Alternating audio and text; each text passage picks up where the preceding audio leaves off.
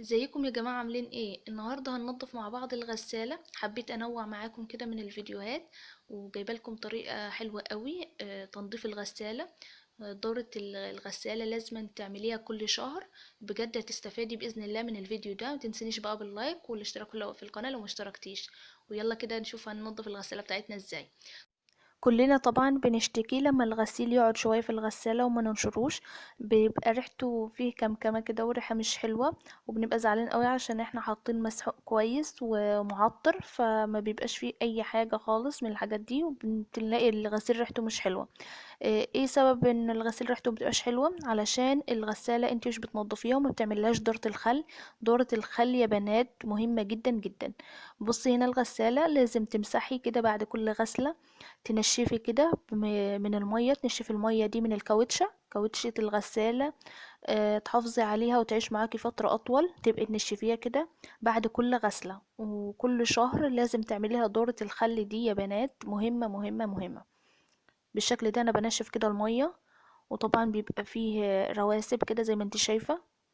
بصي بتبقى من الغسيل، فلازم عشان تحافظي على الغسالة بتاعتك تنشفي المية كويس قوي عشان الكاوتشة بتاعتك تعيش معاكي. وفيه كده الحتة دي من الكاوتشة، مش هعرف ادخل مثلا ايدي، فتجيبي كده ايه، فرشة اسنان تكون قديمة، وتدخلي كده فرشة الاسنان، ما تخافيش هتنضف لك كل حاجة.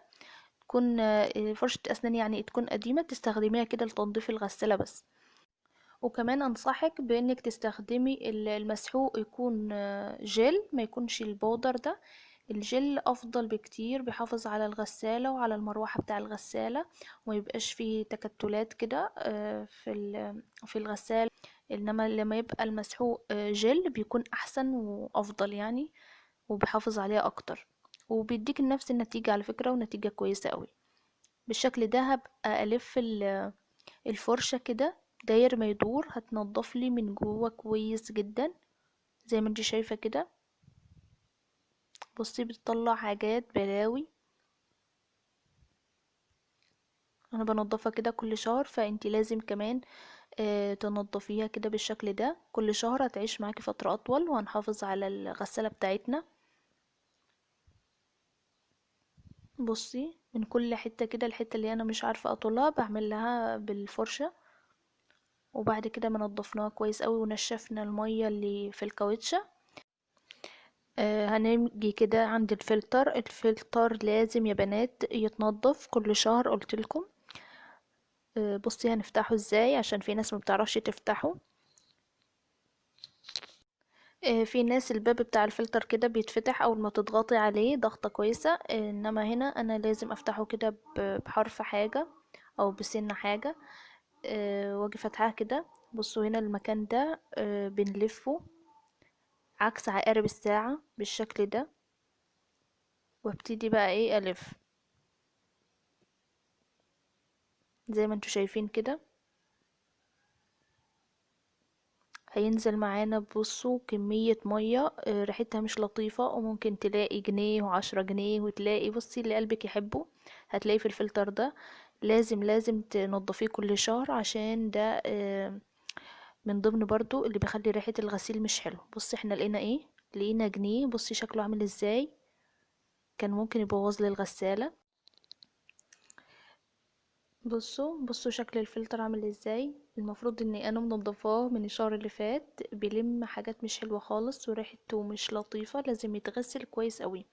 بصوا المكان اللي جوه ده بقى هننضفه ازاي، عشان بيكون فيه ترسبات كده وحاجات مش حلوة برضو. هنمسك فوطة زي ما انت شايفة كده، وهنبقى ندخلها لجوه ونلف والراحة كده، وهتطلع كل حاجة. شايفة في الفوطة مليانة ايه؟ هتدخلي كده الفوطة كويس قوي زي ما انت شايفة كده، ونلفها. هتطلع معانا كل الرواسب اللي جوه كده بكل سهولة. بجد الفيديو ده يستاهل 100,000 لايك، وتشجعوني كده عشان انزل لكم فيديوهات زي كده ونصايح زي كده حلوة كتير، ونستفاد كلنا مع بعض بإذن الله. زي ما انت شايفة كده هنلفه كويس قوي، ونشيل بقى الحاجات اللي مش حلوة دي خالص. زي ما انت شايفة كده انا بدخل الفوطة تاني، والفها من جوه كده عشان تطلع كل الحاجه من جوه وحشه، وانشفها كويس قوي. بصي الفلتر بقى متبهدل ازاي وعليه رواسب، بصي حاجات مش حلوه خالص خالص يعني. وده المفروض ان انا كل شهر بعمله. شوفي بقى انتي هيبقى طالع عامل ازاي. بصي بقى هنا بعد ما غسلناه هندخل كده وهنقفل كويس قوي. اتأكدي ان انتي قفلتي كويس قوي الفلتر بتاعك، علشان لو ما اتقفلش معاكي هتلاقي المية اللي لما تيجي تغسلي يعني المية اللي سحبتها الغسالة هتنزل من المكان ده لو ما اتقفلتش كويس. فهنلفها كويس قوي لحد ما تتقفل معانا. بصي انا بأكد ان هي اتقفلت معايا، وبعد كده هنغطيها. بصي هنغطيها بقى، وهنجي جايين ايه للمكان. آم، دورة الخل احنا لسه لحد الآن ما عملناش بقى الخل. الخل بقى هنحطه كده في مكان الاريال، المكان اللي بنحطه فيه ال- المسحوق يعني.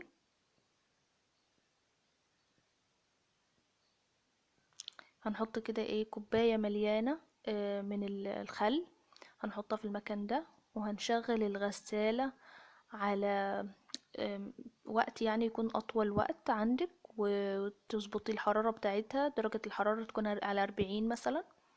أنا ظبطتها على القطن وعشان بيكون أطول وقت، وعلى درجة حرارة 40 علشان ما تبقى سخنة يعني المية.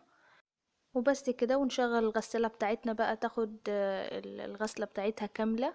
وبعد ما تخلص كده وتنضف تنشفيها بقى كويس قوي، وبكده تتهني يا رب بالغسالة بتاعتك وتعيش معاكي فترة أطول. وكده الفيديو بتاعنا خلص، أقول لكم سلام.